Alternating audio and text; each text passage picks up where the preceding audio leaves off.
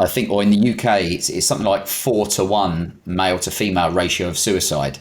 Now, so why is it not only that a lot of people are taking their own life, but why is it that men are doing it a lot more than women? Now, I think there's a lot to that, but one of those things is that women find more spaces to talk generally, whereas men look at the gym. Often you'll have women might go in together with their friends and they'll work out and they'll maybe grab a coffee. A lot of men will be hood up, earphones, do the weights, listen, go home. Now, nothing wrong with that, but that kind of gives you a picture of often what men are like. We believe that you are strong by design, and you were made in God's image to have a strong body, mind, and spirit. You're listening to the #1 strength and health authority podcast in the world. So let's get ready to unlock your potential and transform your life in today's episode. Hello, ladies and gentlemen, and welcome to the Strong by Design podcast show. Coach Chris Wilson here hosting today. We are delighted to have you on this particular episode because we're going to be talking about all things manly, and this is obviously right in my wheelhouse, but not from not from like a teenage or juvenile perspective, more from a what it means to be a man and to be a whole man, to feel complete, to have a life of purpose and direction, and to have a support system in place. And so really tapping into your potential as a man and the need for more men in the world, because we know there's a little bit of a crisis happening, a little bit of a shortage of good, strong men stepping up and stepping out into the world and being bold. So I have a great guest and a new friend of mine. I was recently on his podcast a few weeks back. Great conversation that we have. And of course, you're going to find out the name of his podcast and his whole platform as we go here. So feel free to go check that out whenever you would like. But we just really enjoyed each other's company and said, geez, I got to have you as a guest on our podcast. And let's just keep this going, So sometimes in life, that's what happens. You connect with somebody. It's a genuine, reciprocal kind of thing that happens where you just really enjoy what you're talking about. You enjoy the company that you're in, and you don't want to let that go away necessarily, even though there's about 1,000 or 1,500 miles that separates us. So. But thankfully for the world we live in today, we can still connect. So I'll get to our very special guest in just a minute. I always like to take a bit of a time here in the early part of the episode to say thank you to all of our past listeners on the Strong by Design podcast for coming back, for choosing our podcast. God knows there's so many good ones out there. I listened to about 10 or 12 on the regular in my rotation. So the fact that we've caught your ear, or you've continued to come back and download our episodes, it really means a lot to us. We're forever grateful that we're reaching, and not just a few people, but hundreds, if not thousands of people per episode. And that's really encouraging. And the show has really grown quite a bit here over the years. So we're just, really thankful for you returning. And if you're a new listener of the show, we hope you'll continue to come back for more as we keep rolling here with a new episode every week. And if you go back about 5 years worth of episodes, we are going to be reaching we're in our 5th season. We'll be hitting our 6th season here on the podcast around, actually, once this releases, it'll be into our 6th season. And we're going to hit 300 episodes this year. It's just really exciting. And so thank you for joining us today. So our very special guest, and we went over name pronunciation prior to hitting record because I wanted to get it right, because people like when you say their name correctly. I'll tell you, I remember when you're a kid and there's a kid in your class growing up, and you got somebody on the loudspeaker or making an announcement who's not familiar with that kid, and they just blow up and decimate that poor kid's name. And you're just sitting there shaking your head like, I could say it better, and I'm 7. You know what I mean? Like, you just killed this poor kid's name. So anyway, It just it takes me back to funny memories as a kid when adults would just really kill a kid's name. And so our special guest, Anthony Astbury, is on the show today. He from the UK, and so he's 5 hours different time than me right now.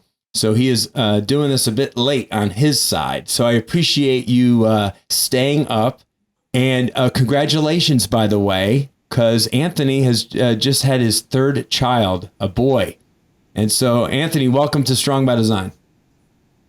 Chris, welcome. Even in your intro, there's already a couple of kind of points there that I think we could have delved into, because people don't realize how much work it is doing podcasts, and I kind of commend you. Anybody over, I said I did a podcast course when I first started through London Real, who've got big podcast, and did their podcast course. And I remember Brian Rose saying, people come up to him and say, I've got a podcast. And he says, how many episodes have you got? And they're like, 6 or 10. And he's like, you haven't got a podcast. Like, until you've got 25, 50, 100, what have you. And we're up to 125, I think it is 26. So anybody that's got anywhere near over like 50, I appreciate, because it's hard work, but it's great for networking. And that's, you said, we become kind of friends in the deep conversation of an hour. And that's where the kind of, it's priceless conversations that you can create. It's a great point that you've just made too, is because think of how many conversations you have with people and the length of them, or the depth in which you go in those conversations. And most of them are in passing, very brief, maybe 5 minutes, maybe 10, and kind of just about normal day-to-day things, but not really about big life questions and meaning and purpose. So when someone like you and I, who don't know each other, who didn't know each other, then we connect for over an hour and talk prior to and after the podcast, and here we are again, you really get to know somebody on a whole different level, maybe even better than people that are in your everyday life, which is pretty amazing, right? Yeah. And well, do you know what? I think for me also, I know people's attention spans are shot to pieces now, and people, Instagram reels and YouTube reels, shorts, or whatever it is, are so popular because people are so kind of desperate for immediate quick fix and content and stuff like that. But I still enjoy the long form conversation. I like to listen to podcasts that aren't just sped up 3 speed. I want to sit and I think in the hour, 2 hours podcast, you can unpack stuff that in the short, sharp interviews you're never going to get, because people give their first answer, and you don't get to dig deep. So that's where I think, like for yourself and me, I like listening to, and I like recording long form, because you can build up a real relationship with someone. Yes. It's almost like I probably need, this is going to sound really weird, but really weird is always entertaining too. If I actually podcast with my own wife, I bet we would have the types of conversations that she would really like me to have with her. And I know that sounds like weird or a strange husband thing to say, but what I mean is, everyone who is married with children knows life is jam-packed. There's no time for anything really, especially good one-on-one time anymore, unless it's in the wee hours of the day, either early in the morning or late at night when you're absolutely exhausted. There's no time for really good, deep conversation like there used to be, when we would talk and dream together and have these one-on-one moments prior to, the chaos of children and the 50 million things that need to happen every single day. So if you want to have a great talk with somebody, maybe consider podcasting, and then podcast with all your friends, family members, and important people in your life, and finally make that time. Do you know what, Chris? You've said something there that's really important. I heard a while ago someone talk about podcast, and let's say that something happened to you now, and you had an accident and you died. The joy is that forever your kids have got hours and hours and hours of listening to Dad if they wanted to. That's true. And I heard that for me. Hopefully you and I have probably got about 40 odd years left at least, so we should be good. But I realized that the content you're laying down is kind of priceless, not just to listeners around the world, across the world, etc., but maybe to even your your friends or family who love that kind of, just listening to you because they miss you or they want to hear from more from you. So yeah, podcasting changed my life. I know it's something we'll touch on. I've often thought of that. I lost a brother of mine 10 years ago. We just passed his 10-year anniversary since he passed away. And I saw a short video of him saying hello to his nephew with his wife, Jen. And I haven't seen my brother move or talk in a number of years because I haven't watched any videos of him. And it was very moving for me to see this shared video on Facebook of my brother prior to he died of brain cancer, and it was a pretty awful process in terms of him being bedridden for a better part of a year before he passed. So to see him just being Dave, being what I remembered as my brother in video, and a lot of us, it is priceless. It is priceless, and I can I have great memories of him and I can run it in my mind, but then to see it and the value of good pictures, but it's certainly a video. And yes, I've thought about that too, is like, if my kids ever run out of or start to need a little bit more daddy, an injection of daddy in their life, all they have to do is go to YouTube or go to the podcast, and they'll never run out of things to watch and listen to. So it does kind of give me that extra this serves so many purposes, and there's another one. There's another one it serves, is that people that are close to me or miss me still can connect to me. That's it. Also on that, things like YouTube, you don't have to make the videos public. So, I've spoke to people that would just create their own family videos and just keep them as private, but someone could access them. And I was like, yeah, that's nice stuff. Yes, it's absolutely 100% true. I don't think a lot of people realize that.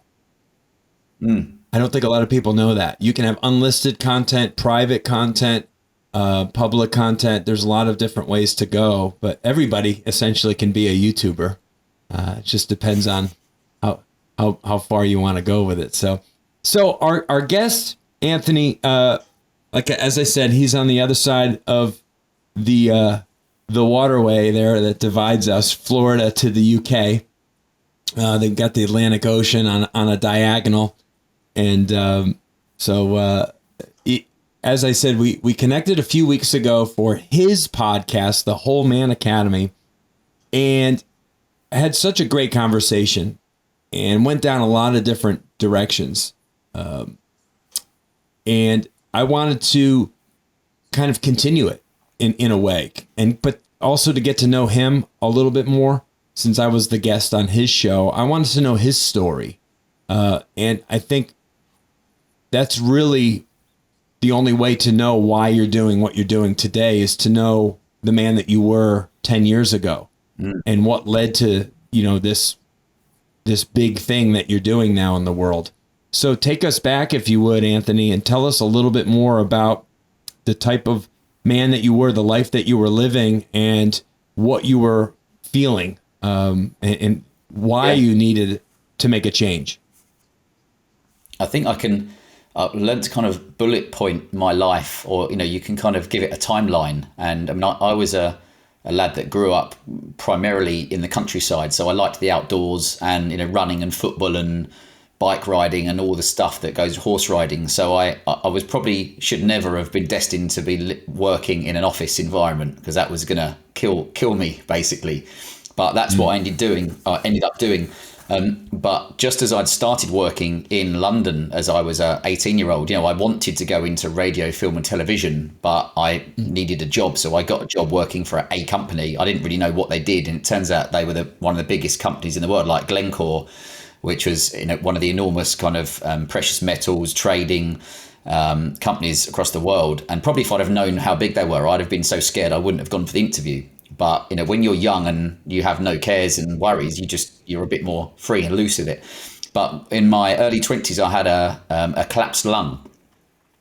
So, which is called a spontaneous pneumothorax, which means your lung just collapses for whatever reason. And I was told that, I've never looked up the stats, but I was told by the medical establishment that I dealt with that, I think 80% of people it happened to were male with dark hair who were like athletic build, and about 5'11", it was my EFIT. But that really knocked me because I loved playing football primarily.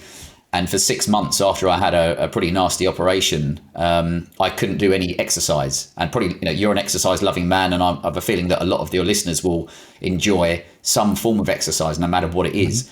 So I lost quite a lot of weight because I couldn't do anything for at least 6 months. And that was the first thing that got me interested in the health and fitness learnings, which we'll come on to. Because basically I would look at like Men's Health magazine, and I'd look at the guy on the front cover, and I was like, I want to be that guy, I want to be on the front cover of Men's Health, or at least look like I could be, if that makes sense. So that started me on that journey of health, fitness, muscle, personal development. But I wasn't looking at my mindset too much because I was too busy in the city. So I worked in the city in trading and then broking for nearly just under 20 years. And I worked in fuel oil, I worked in carbon emissions, I worked in UK power, European power trading, and finished off setting up a liquid petroleum gas shipping derivatives desk to trade the shipping routes going across the world, which I didn't particularly enjoy. And that was the problem. So, the fast-paced world of broking and trading is kind of like Wolf of Wall Street for a while. But one day it starts to wear thin because you had to be, if you're dealing with European markets, I had to be in at 6:45 in the morning, which meant you had to be up at 5:30. And then you'd finish work, and not every night, but some nights you'd go out with clients and you'd go to a restaurant and then a bar and then a nightclub, and you'd leave at sometimes 3 or 4 in the morning, and you'd just go back to your desk and sleep under your desk, or you'd have an hour in bed at home and then get up and go and do it all again. So that was I remember not that same scenario, but I remember really, in those early 20s, you really almost feel invincible, like you can get away with stretching yourself out and, getting up early for work and pushing it and staying out late and really getting the only 2-3 hours maybe of sleep, but that's only going to last so long. I mean, you hit burnout on that, especially if it's for you, it seems like more of a pattern, more frequent. That's burning the candle at both ends.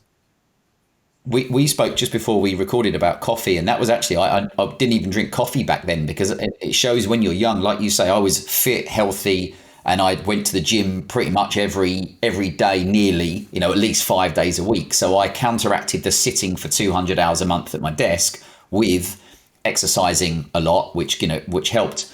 And that was good. And anyway, I was interested in money and girls and football and the gym, and that's about it for a while. And family was very important to me.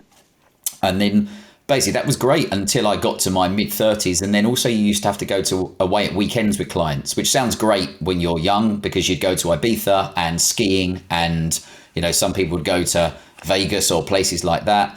But again, it wears thin because some weekends you just want to stay home and do nothing, and you're like, no, you're going to go out, and when you're entertaining clients, it's up to you to make sure they have a good time. You're babysitting, so they can act like a cock and do whatever they want to do, and you have to kind of pick the pieces up and say sorry to people or pay the bill and what have you, and make sure everybody gets their flights and everything. So like everything in life, there's good and bad parts of it. But around the time when I started to look around and think, is this it for me? Is this what I'm going to carry on doing? I then got interested in obstacle course racing. And I think for me, that was my kind of, I needed a side adventure. I needed something different. And I'd stopped playing football because I'd broken my ankle, and I just kind of, got bored of every Saturday. So I started doing the Spartan races and all the different ones like that. And because I had a high level of fitness, and we're competitive, what men are like, or most of us, we want to do well and see how far we can go. And the first race I did was a Men's Health magazine, kind of a city race around Battersea Power Station in London. And I'd never done it before. I had all the wrong kit, but I still came like 200th out of a couple of thousand. And I was like, hey, wow, if I did some proper training, and actually knew what I was doing and didn't have shoes that the laces, came undone after 100 meters and stuff, I could have got in maybe the top, whatever. And that got me on the path of wanting to become not really big and muscly, but not a long distance runner. I wanted to have like a soldier's body, because then you should be able to run, swim, carry, climb, crawl, etc. So I used all my focus on doing that whilst I was working, and then realized there was a world championships, which goes around the world. Sometimes it's in Canada, sometimes the US, etc. And that was my big focus. Just as I got into personal development with Tony Robbins, I also qualified for the World Championships that was out in Ohio. And I flew out there and stayed out in Ohio for like 10 days and raced, represented the country, and raced against, all the elite athletes and in my age group as well, not the elite, because you're like, listen, I was 35, 36 at that point. I'm not going to beat the 22-year-olds. Let's be honest. So you'd have the 5-year age range, I don't know what it was, 32 to 36 or something like that. And you could at least then measure up against men of your age. And that was great. And that was at the time in the city. I'd looked around and said, this isn't for me anymore. And funnily enough, my girlfriend, Emma, or now partner and mother of my 3 children, I've never said that before, but 3 children, she'd said to me, hey, I know you're a bit disillusioned with things. You should listen to podcasts. And I said, I'm too busy. I'm busy. I haven't got time to listen to podcasts. And then I was like, I listened to 1 and then 2. And I listened to a guy called James Swanwick, who does a podcast out in the States. And then a guy called Andy Murphy, who does a podcast called Mindset by Design. And then I first heard the words Tony Robbins. And I was like, hey, this Date with Destiny thing and this Unleash the Power Within thing sounds interesting. I'll have a bit of that.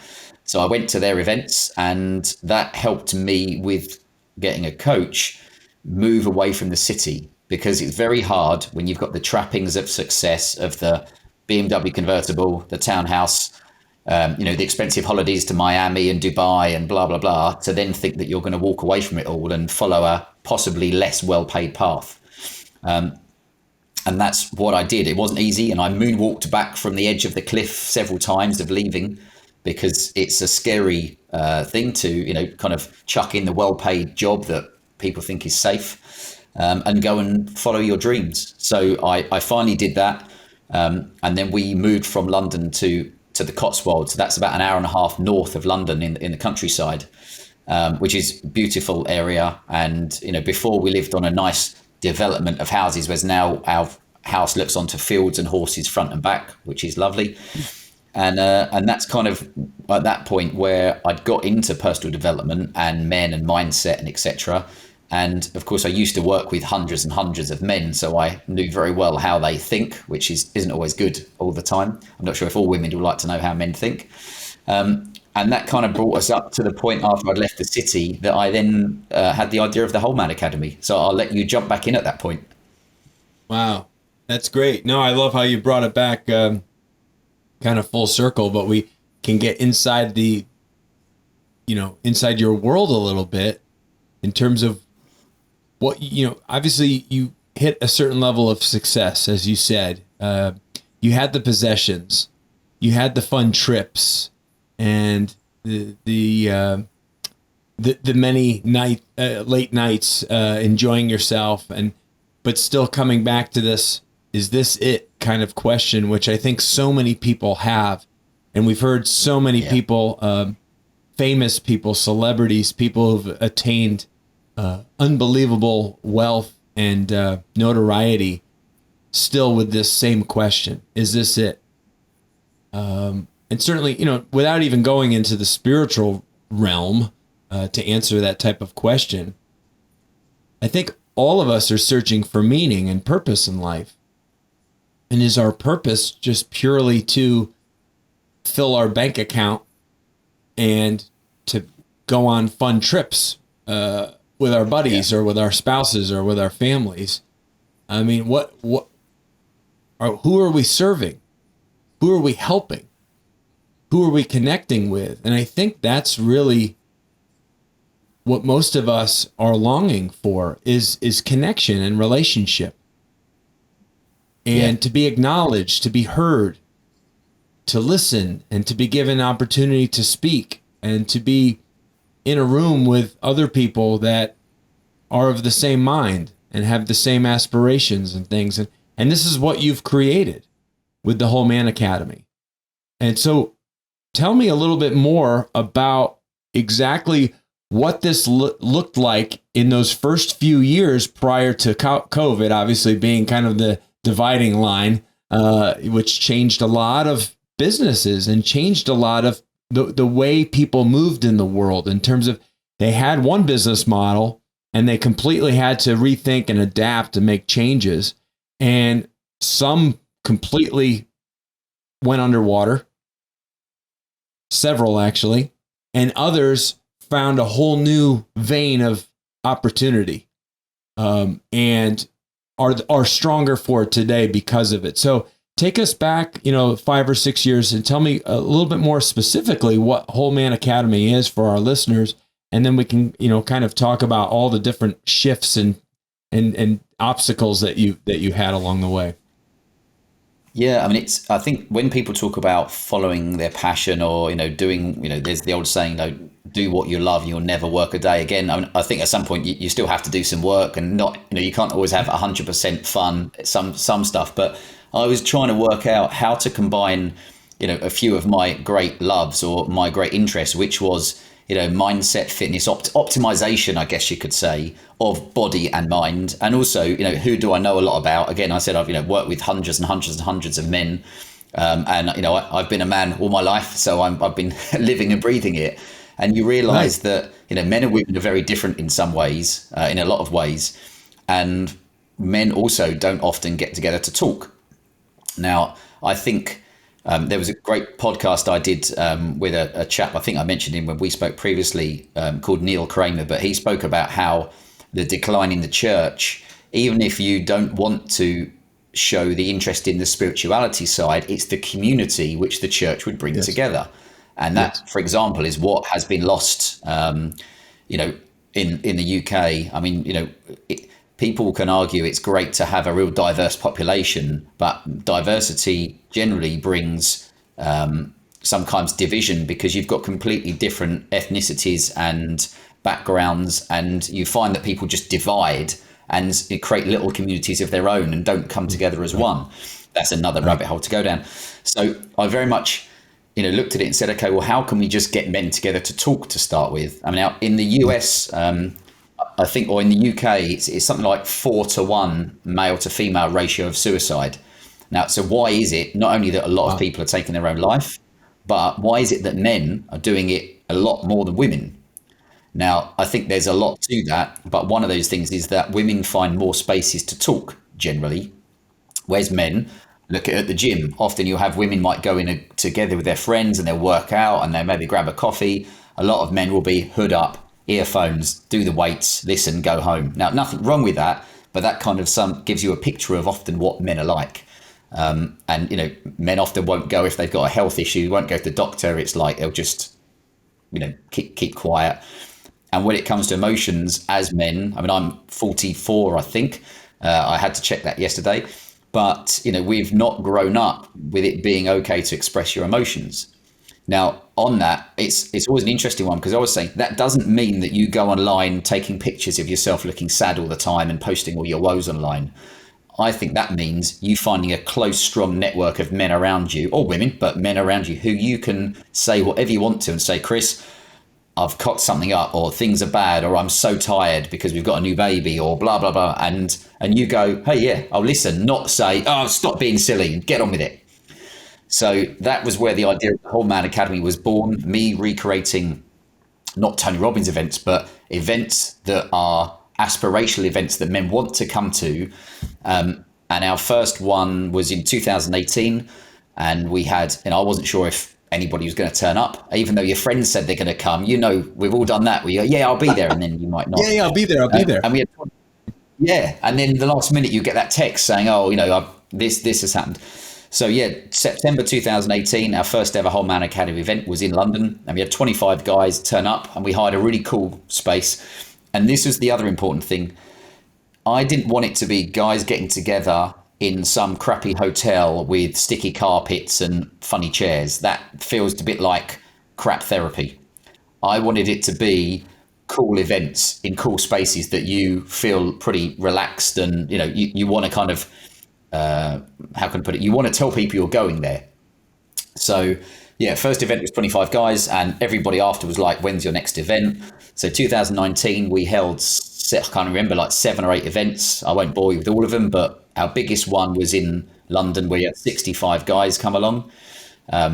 And Geeves and Hawkes, which is the Savile Row suit tailors, which is kind of a world famous, classic old suit tailors. They've got this stunning headquarters down Savile Row in London, which is a really famous street.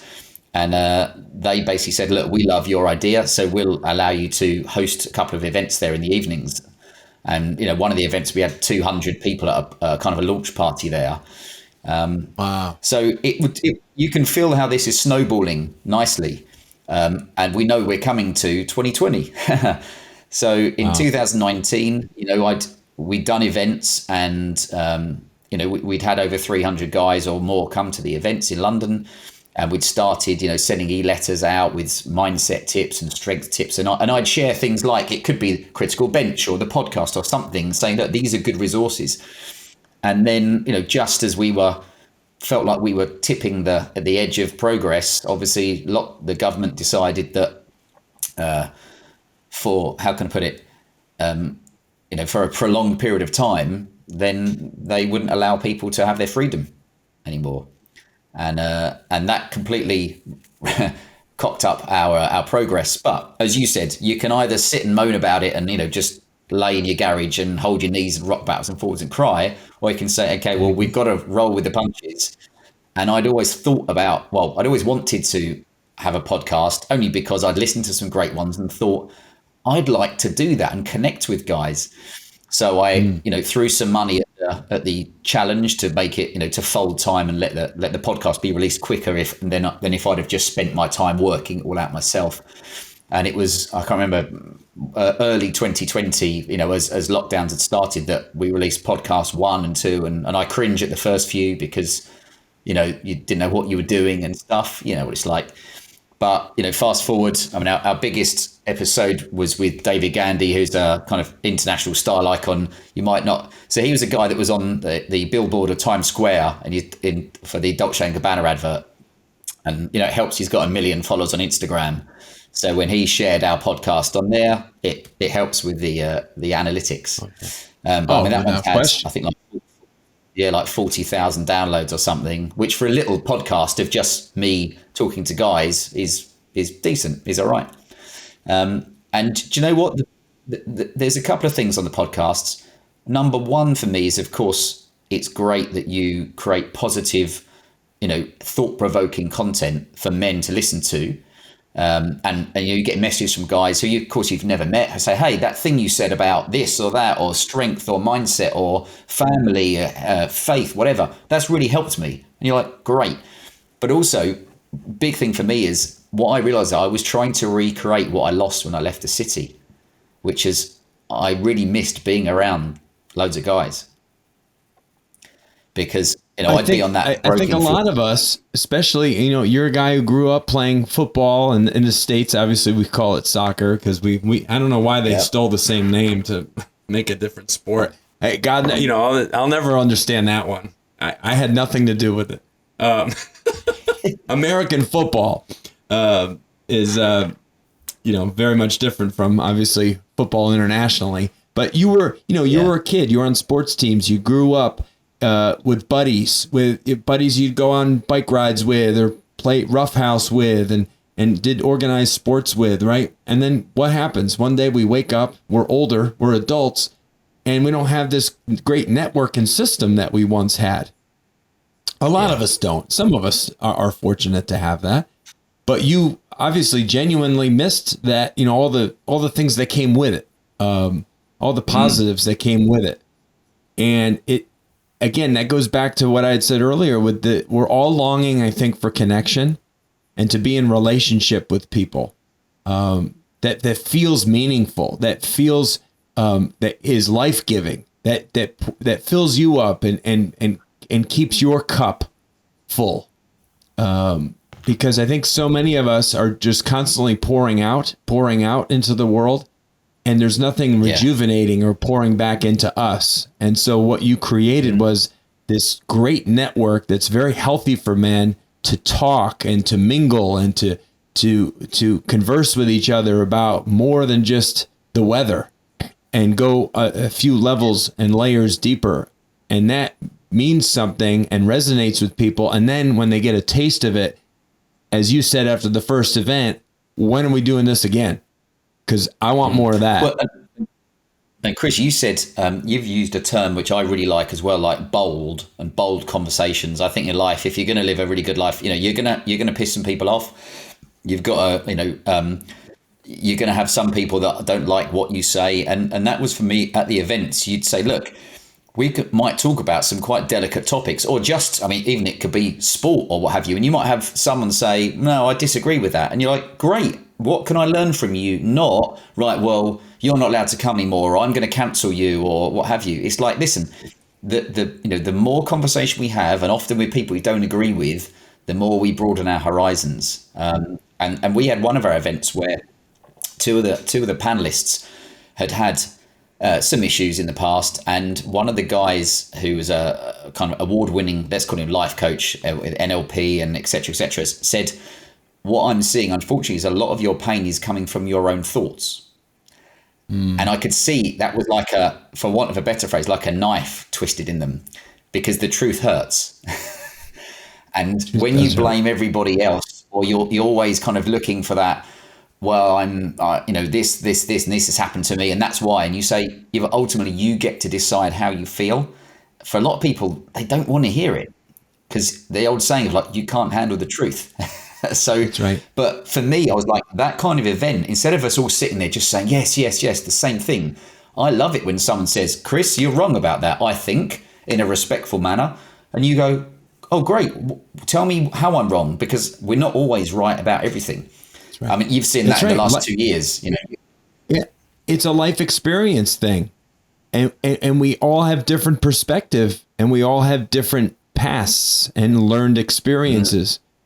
And so at least to be open, that's how we grow. And no one grows in comfort. we grow when we're uncomfortable, right?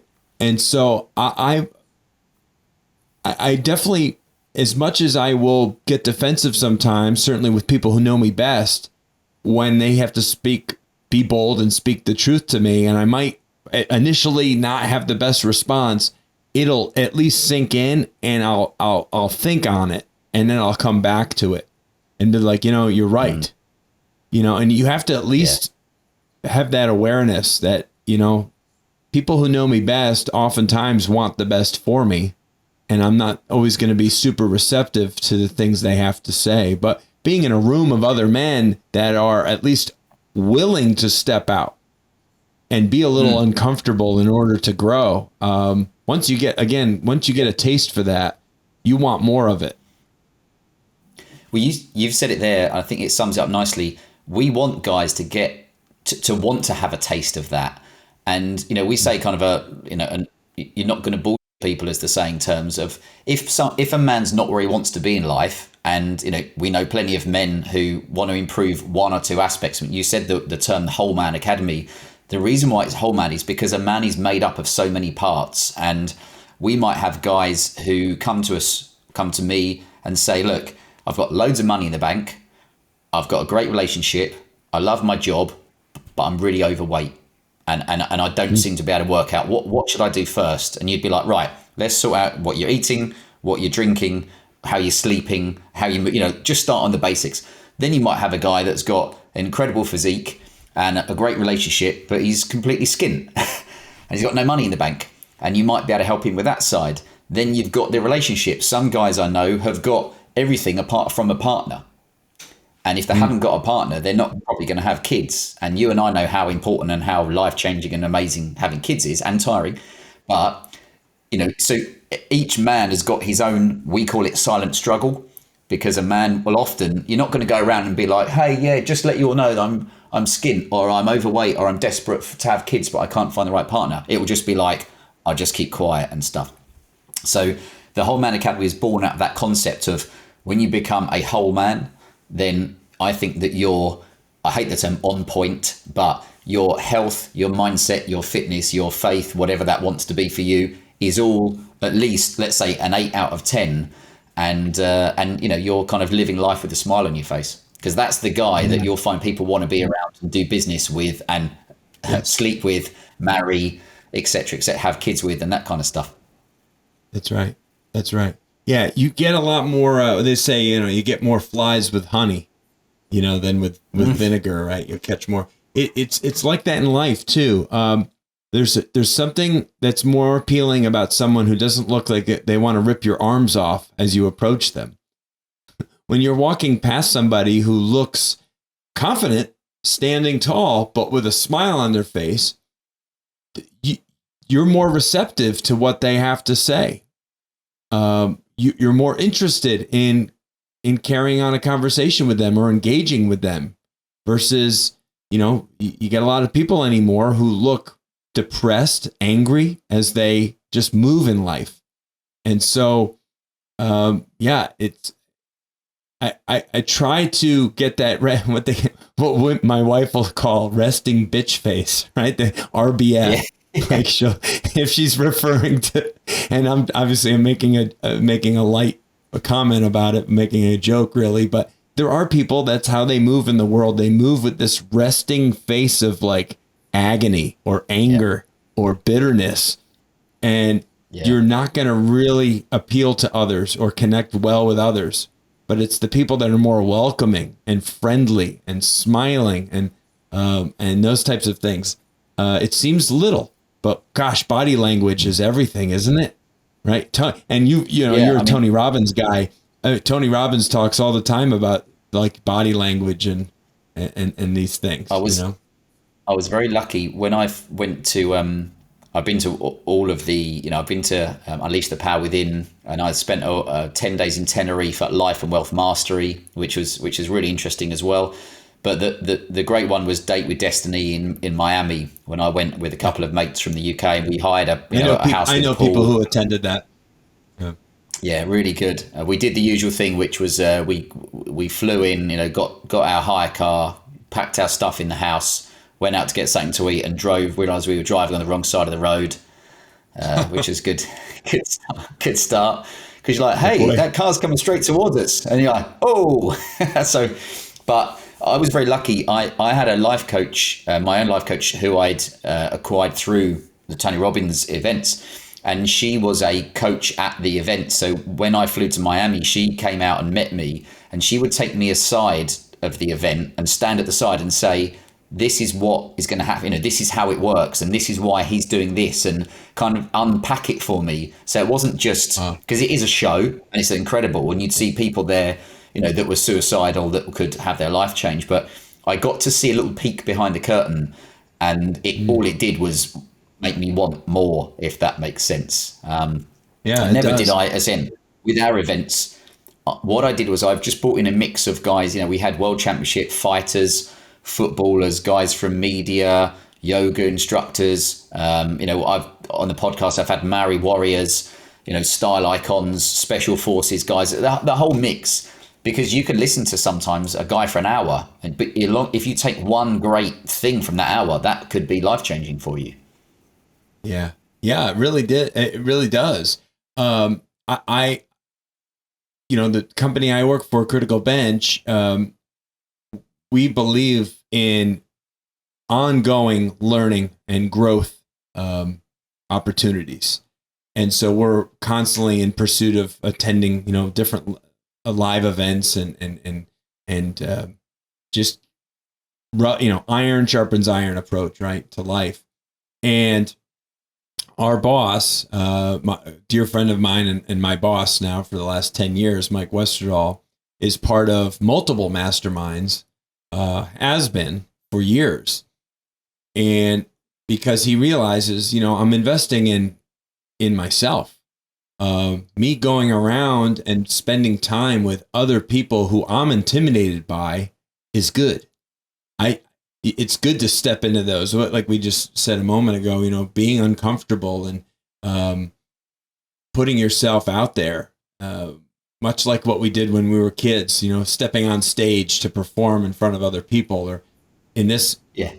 environment, being at a table, sitting at a table for dinner with other people speaking that you're all learning and listening to. But then at a table now you're in a much more intimate thing, because now you're sitting across from 6, 7, 8 other people, other men who maybe are 8 and 9 figure business, owners, and you feel small time, so I mean, this is good stuff. You want to be in those environments, because this is that 10 or 15-minute conversation with just one of those guys can completely reshape your life. It can change the direction that you move in your business, in your personal life. That one relationship could be that a stepping stone that you didn't even realize what was possible. And change everything. So I'm sure you've heard testimony from many of these men who have attended over the years now, have had massive change in their business and their personal life. Are there any that come to mind right now? And I'm sure there are, that you'd like to share. Yeah, I'll tell you what's nice is when what we realized was that just coming to events wasn't going to be enough, because it's like that. It's just like going to any big event. You get all hyped up and you're there for 1 or 2 or 3 days or whatever. And then you come home and firstly, you mistakenly tell your partner how exciting it was, and they're never going to understand what you mean because they weren't there. Correct. And then, it's like, and then, Monday morning comes around and it's just you again with your laptop, and you're like, Yep. I'll have another coffee and then I'll get started and I'll watch another YouTube video. So for us, it was like, well, what's the problem there? Often it's accountability and focus for guys. That's right. So we said, okay, well, if we launched just a small like life coaching, so you just work with a few guys, but it wouldn't just be we're having 5 sessions. It'll be, listen, you're with me for 1 or 2 or 3 years, and maybe we speak once a month, but we keep you on track. And one of the guys I worked with, I mean, I could list, he was a bit overweight, he was drinking, he wasn't very happy, he didn't have a partner, his business wasn't going very well, like just all the things were a bit down. And I really helped him, not because I'm such a master of mindset, but try and do the simple things of asking some good questions to say to him, well, like, what do you want? What do you want out of life? And one of the things was, this was before lockdowns that we started this. He said he had a good job, well paid, 5 days a week in the office. And he said, I just wish that like 1 day a week I could work from home. And this was before people had working from home. And I was like, cool, what day would that be? I wanted him to visualize it, get a picture. And he said, well, Monday wouldn't make sense, would it? Because that's like, and then, well, Wednesday would be a good day. Okay, good. What would you do on a Wednesday? What would your day look like? Well, actually, I wouldn't have a 45-minute commute to work. I wouldn't have to wear my suit and tie. I could actually crack on at 8 o'clock. I'd probably be finished by 3. Great. What would you do then? I'd go and play tennis. And you could see someone like light up. Yeah. Oh, that would really work. Yeah. And that would mean that Thursday and Friday didn't feel like a long week because it had kind of been broken up a bit. I said, great. Who have you got to ask for this to happen? And he was like, they wouldn't say yes. So I literally was like, yeah, here's your phone, give him a call. And he phoned work. And of course they were like, yeah, cool. Like, as long as you're happy, as long as you're, creating the work and doing the business, then we don't really mind. And it's a really simple thing, a conversation. Wow. But for a lot of men, who else do you have that conversation with? Because your mates aren't there for that. So for him, years later, we ended up working for quite a few years. He lost weight, really enjoyed his job, became a good earner, found a partner, has got married, has got a little girl. Like everything rose nicely to become a happy, content family man instead of a slightly pissed off with the world, frustrated man. And I would say, what's that worth? To him, who knows what it's worth? But to a lot of men, you look and you go, yeah, do you know what? Like when I worked in the city, I used to say, when I got to the stage of earning, 70, 80,000 a year, and then you get bonuses as well, which, that was 6, 7, 8, 9 years ago now. So it was a decent salary. But I was like, when I really didn't like my job, you could have offered me double that and I still wouldn't be happy because it's still the same 10 hours a day doing something you don't want to do. So yes, I'd have driven a Lamborghini probably, and I'd have had a penthouse and a house in Spain and whatever. But 10 hours a day, I'd be upset with myself for just not living the life that I wanted to and sleepwalking through life. So we aim to take that guy, not a guy that's suicidal, because I'm not, I'm not there to deal with a guy that's thinking of taking his own life. That's not my area of expertise. But we want the guy that's in that gap, who's pissed off with life, knows he wants more, and actually wants to do something about it. Because a lot of people say they want to do it, but they can't be bothered. That's right. I happen to just see, it's great what you've just said, and there's so many different ways we could dissect that and create more podcast content out of it. Really good points. Yeah. I saw a short video from The Rock recently, Dwayne Johnson, and he a very simple thing, very simple idea. One day or day one. Like, I'm going to do that one day, or today is day one of doing that thing. And I think so many of us just need to be willing to take that first step, and it can just be a baby step. And this is where so many people get hung up and stuck, is day one never comes. It just becomes one day for years. One day. And had you not had that conversation with that guy about what's your ideal schedule look like? Well, Wednesdays I could work from home and I save all this commute time and I could play tennis again and I could, really look forward to my week. Yeah. And, and that was a ripple effect that changed everything in his life. As you said, he got healthier. He found a partner. He had a child. Like, maybe these things don't happen if not for that moment with you. And I think there's a lot of these moments in life that create these ripples, but we have to be open to the idea of this. We have to step into day one and not be stuck in one day. Put yourself out there.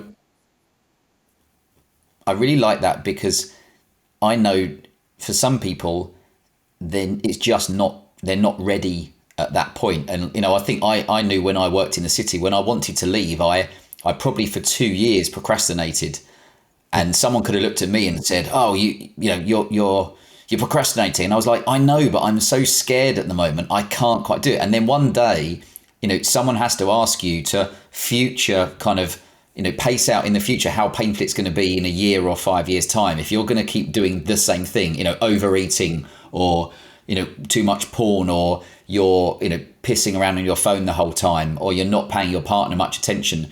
You go 1 year, a week out, big deal, doesn't really matter. You go a month, 6 months, a year out, and you start looking, being like, man, this is painful. I need to do something about it. And that's where, for some guys, they know they should, but some guys are never ready, and you can give them all the advice, all the tips, but there's the old saying, at some point you've got to do your own press-ups. That's right. 100% correct. At some point, as they say, I'll give the clean version, crap or get off the pot, Yep. It's like, crap or get off the toilet, like you got to hit the go button. And it can be really hard. I get it. And the longer we put it off, the harder it can be. Just like a hard conversation or a difficult confrontation that we need to have. The longer you avoid it and go around it and avoid it, the harder that's going to be. So this is wonderful. It's really, I love what you're doing, and who you're reaching. We need more men having meaningful conversation and connection with each other. I'm part of a Saturday morning group. It's part of an ongoing kind of men's group, but also just married couples as well, when the spouses are able to be part of it. But it's a Saturday morning call, and the group there's a core group, but there's new people who've come on with this, and it's something I look forward to on Saturday mornings. It's at 7 a.m. and it's just men talking about about their faith, but talking about life, talking about being good men, being good husbands, being good fathers, stepping up in the world. And gosh, if more men just did something simple like that once a week, where they connected with other people and had deep conversations about life and showing up in the world and being better human beings, we would make the world better. But we have to be action takers. It's a very confusing time in the world at the moment, and I know your last few podcasts have been great topics on the let's say the destruction of the family unit, and also men and masculinity. And over here, I mean, I've had conversations in the last few days with women who find it a real struggle, that they feel like they're being ousted because they're being described as people with a womb instead of women these days. And you're like, I mean, you see what's happened with Budweiser and them and their latest campaign, and it's mind-boggling. And I think it goes back to one of the podcasts I had, where the guy who again lives out in the States, but he's an English guy, said that plenty of men are drifting without a compass, and he links that very much back to spirituality, and that because let's say in the UK, the declining church numbers are easy to see. You don't have to go too far to realize that has been kind of, whether you think it's deliberate or not, has been kind of eroded from normality. And that's very sad, because again, I think it's community is one of the most important things, especially when, and we'll mention that, but when you've got family, because kids need other kids and mums need other mums and dads need to talk to other dads around. And maybe church would be where people would, congregation and sometimes just chew the fat and have a drink and give each other a cuddle and stuff. So it's I see that as a big problem for men at the moment.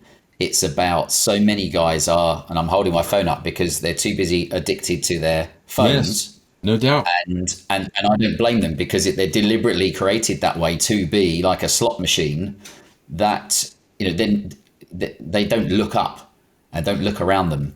And it's easy to just be narrow and look at your little computer screen and play, sports games, or just scrolling mindlessly and not realizing there's a whole world out there. There is a whole world out there. And obviously much of our conversation today has been just about connection and finding purpose and finding an adventure to be part of. As we all want to be on an adventure. We, especially when we're children, life is an adventure when you're a child. Every day is kind of an adventure, right? And as we get older, we start dreaming less and we start living less adventurously, taking less risks and things, right?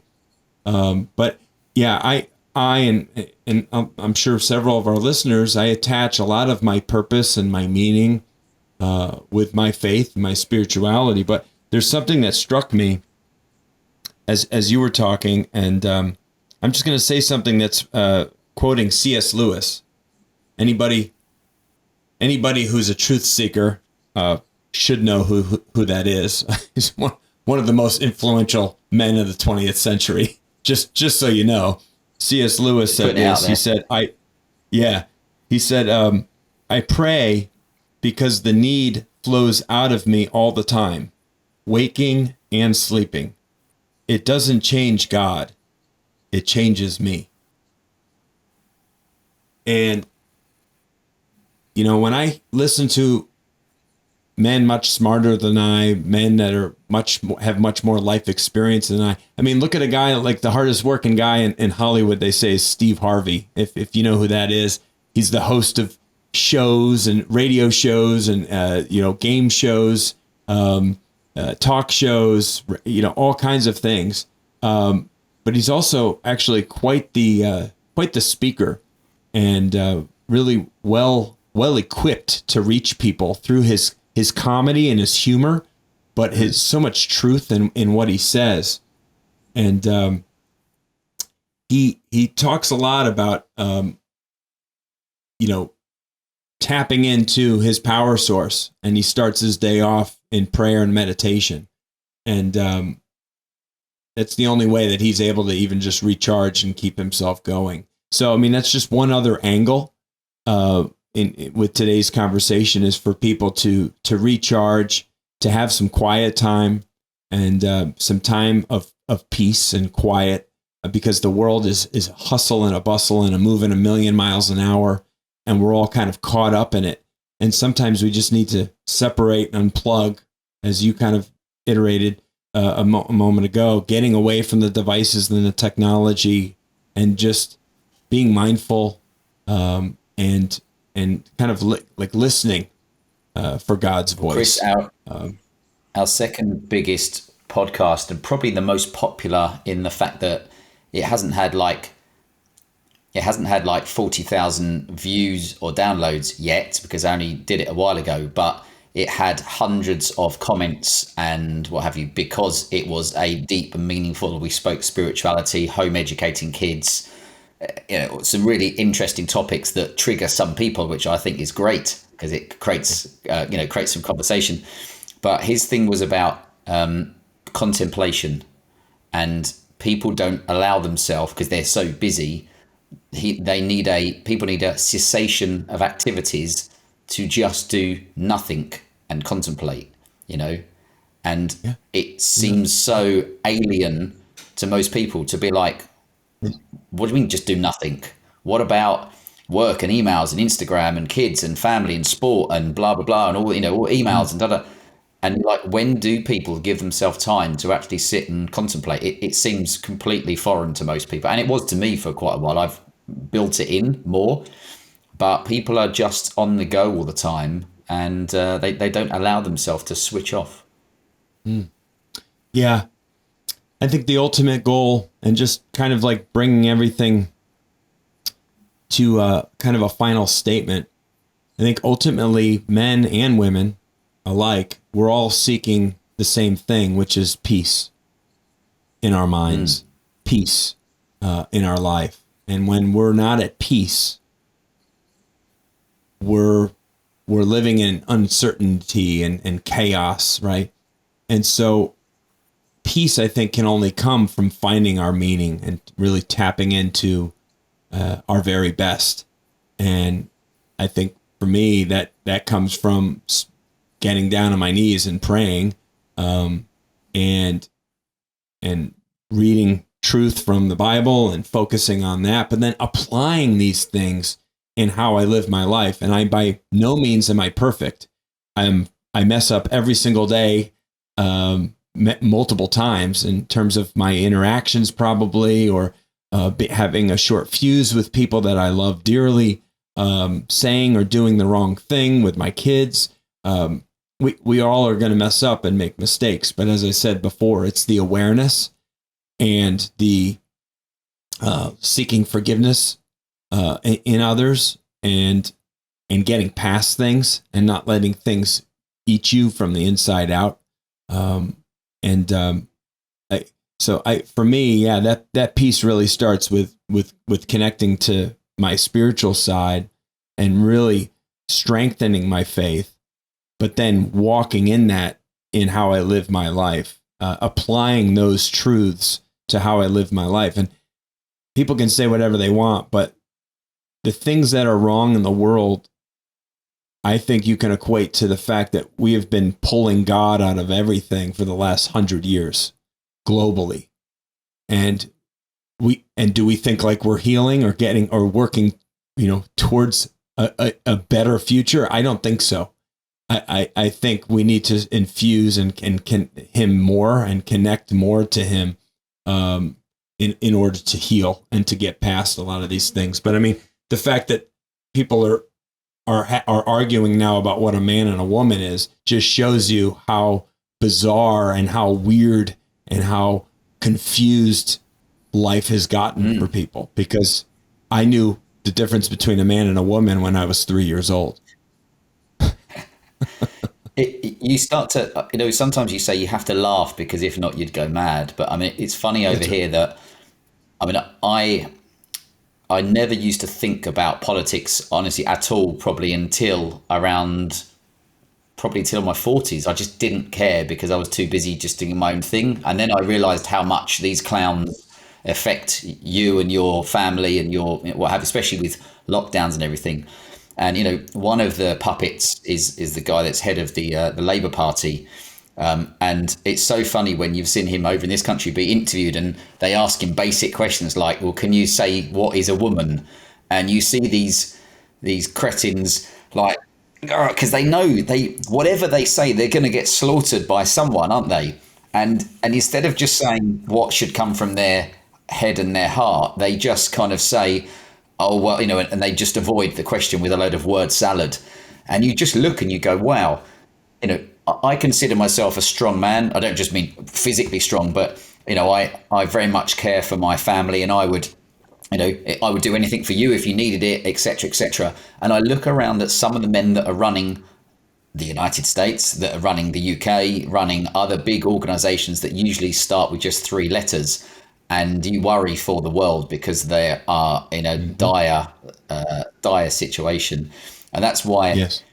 even with our new baby arriving, just a week ago now, we decided, because we'd done our own research, that we don't need the medical establishment to be there prodding and poking us. So we had a free birth of just myself and my partner Emma, and our 2 young boys were in the house when Emma had our 3rd baby, and it was beautiful. But people are so brainwashed to think that you must have.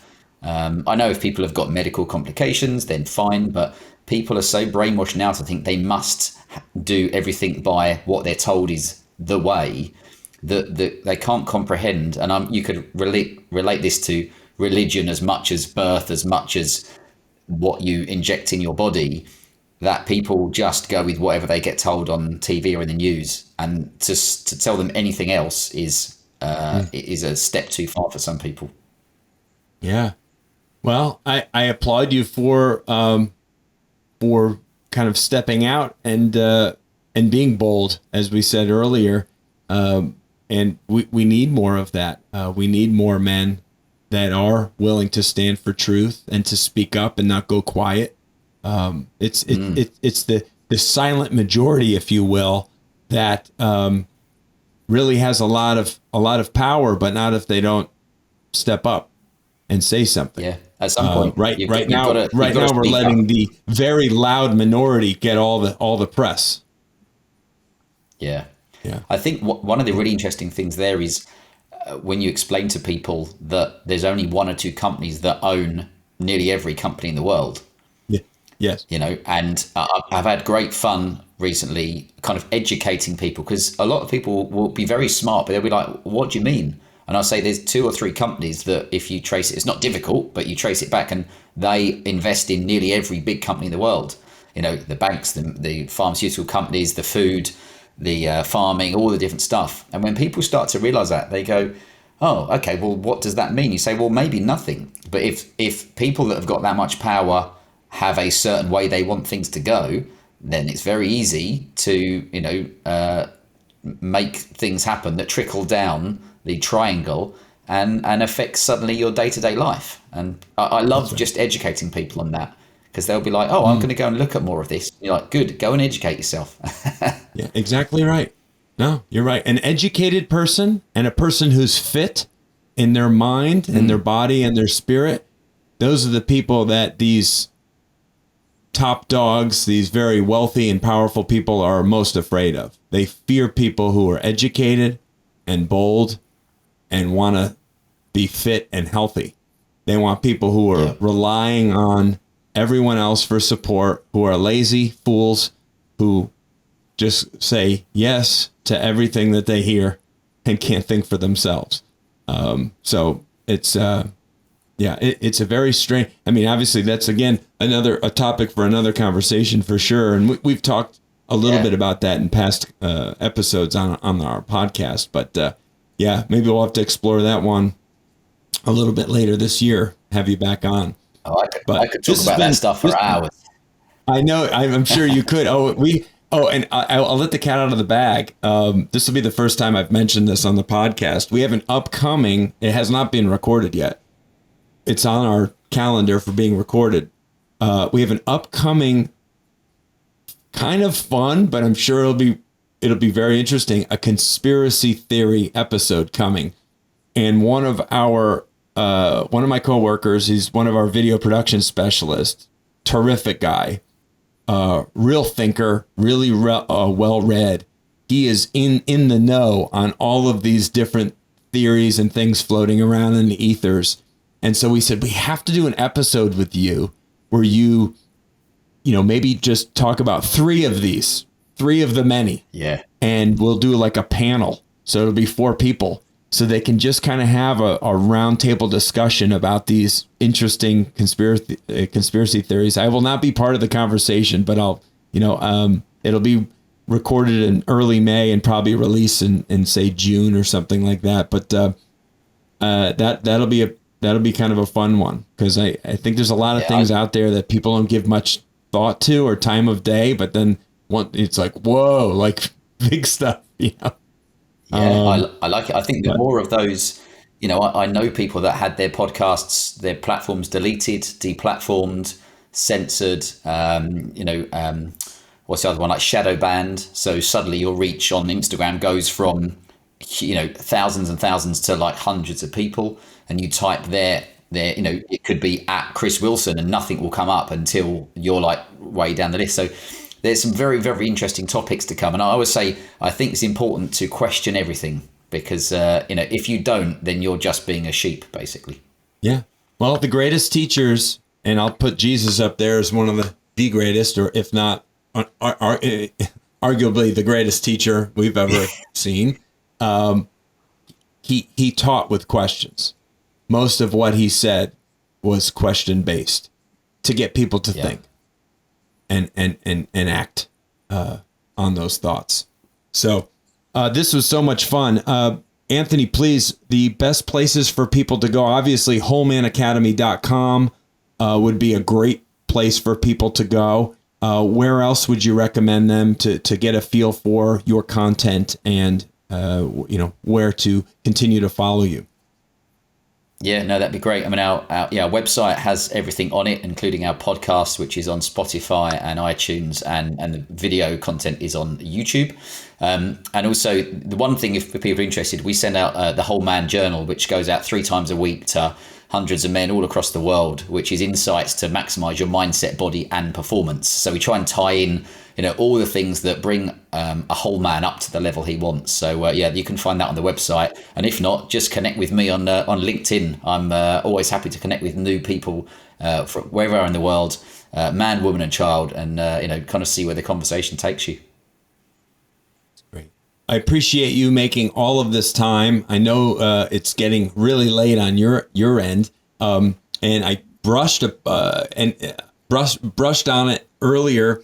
And, it was, you said it yourself, you just had your 3rd child, and you have not yet named him. What are some of you must have at least some ideas or some possible options. Yeah. This is it's a contentious issue because, naming a child is very important. And our 2 other boys are called Hudson and Bowie. So they're not kind of, Tom, Dick, Harry names. They're slightly different, but not too wacky. I'm not Elon Musk naming it children with random names. So but for me, one of the names I like was Devon, which is a part of the UK, but I just like the name. But my partner's like, no. So she's got a few that she likes. So we're kind of at that stage where we've got to make a decision soon. But so we shall see. So, it is a tough one because you've both got, no one wants to name their child something that they don't like. That's right. So we shall see. It's tough. Wow. Well, good. I can't wait to see what it is. I'll be following you closely and staying connected to you, so I find out what this 3rd boy's name is. But again, congratulations on that. It's great. We need more good men in the world, and you've produced 3 yourself. So you are holding up your end of the bargain, my friend. That's terrific. This has been a lot of fun. I knew it would be. So many great nuggets and takeaways for all of our listeners, and for you ladies out there who made it this far. First of all, I congratulate you, and please share this episode with your husband because I'm sure he would like what we're talking about today. It means a lot if you would share it, because that's how our show reaches more people organically, is just people enjoying what they've heard and wanting to share it with somebody in their life. So I thank you in advance for doing that. Next week, we'll be back with a new episode here on Strong by Design. And we just thank you for joining us today. God bless you. Talk soon. Thank you so much for listening to the Strong by Design podcast. If you found value in today's episode, please subscribe so that more people can find out about our show. Plus, you don't want to miss any future episodes with the amazing guests and topics we have lined up for you.